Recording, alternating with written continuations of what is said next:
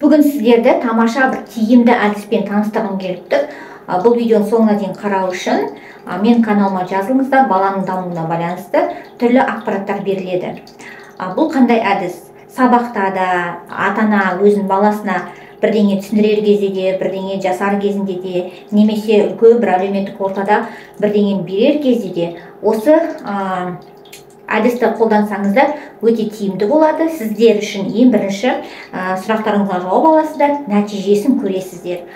Бұл әдісті әртүрлі айтады, сабақта мұғалімдер басқаша қолданады, басқа бір мекемелерде басқаша қолданады, және ата-анасы үйде басқаша қолданады.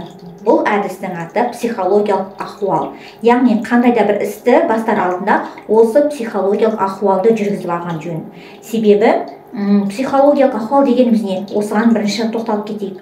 Психологиялық ахуал дегеніміз ол адамға байланысты мінез, құлық, эмоцияның қандай түрде болуы. Адам немесе оқушы бала сізді тыңдауға, сіздің іс-әрекетіңізді жасауға әрі қарай дайын ба, дайын емес па? Сол жөніндегі ахуал жағдай. Немесе мектепте көбінесе психологиялық ахуалды қолданып жатады. Мысалы, қалай қолданады? Әртүрлі қызықты әдістерді алады. Балаға байланысты, оқушыларға байланысты қызықты ақпарат жинап алып, тақтадан көрсетеді, видеодан көрсетеді. Баланың деген әрі қарайғы сабаққа деген ынтасын, қызығушылықтарын ашады. Осылай жүргізеді мектепте мысалы. Ал кішкентай балалармен жұмыс жасаған кезде ең бірінші тәрбиешілер не істейді? Әртүрлі бір кейіпкерлерді алады, бір тақырыпты түсіндірер кезде, балалардың дайын ба, дайын емес па соны көріп алады, балаларға сұрақ қояды, немесе алдын ала бір кейіпкерлерді ойнап көрсетеді деген сияқты әрі қалай қолданады.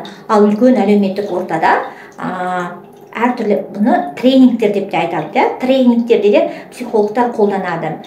Әртүрлі сұрақ жауап арқылы, бланк бір қағазды алып, сол жерге қызықты сұрақтарды қою арқылы, оған жауап алу арқылы, немесе әртүрлі атрибутика арқылы, доп арқылы, мягкая игрушка дейді, жұмсақ ойыншықтар арқылы, жастық арқылы соларды қолданып ойын ойнатады. Ортаға тұрғызып алып, отырғызып немесе деген сияқты, немесе әртүрлі жаттығуларды орындатады. Мысалы, эмоциясын көру үшін бланк қағаз алады да, өздерінің эмоциясын сал деп айтады. Әр адам смайлик ретінде өздерінің эмоцияларын салады.